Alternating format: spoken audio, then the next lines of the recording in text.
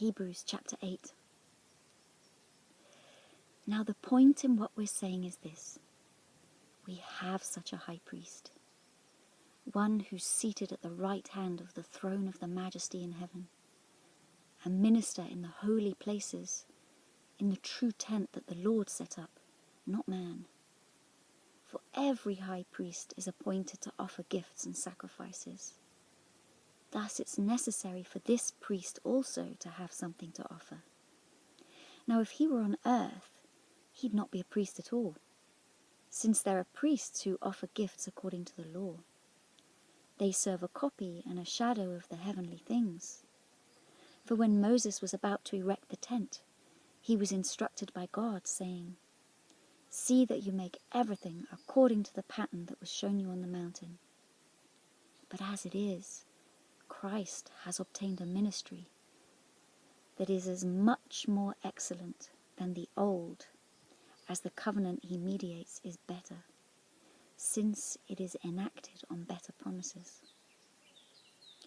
For if that first covenant had been faultless, there would have been no occasion to look for a second.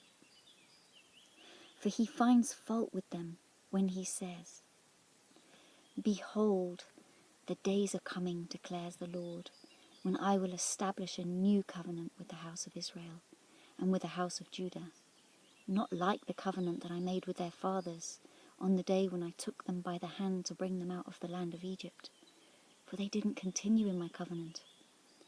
And so I showed no concern for them, declares the Lord. For this is the covenant that I will make with the house of Israel after those days, declares the Lord.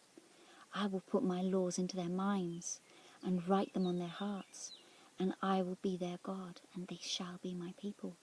And they shall not teach each one his neighbour, and each one his brother, saying, Know the Lord, for they shall all know me, from the least of them to the greatest, for I will be merciful toward their iniquities, and I will remember their sins no more." In speaking of a new covenant, he makes the first one obsolete. And what is becoming obsolete and growing old is ready to vanish away.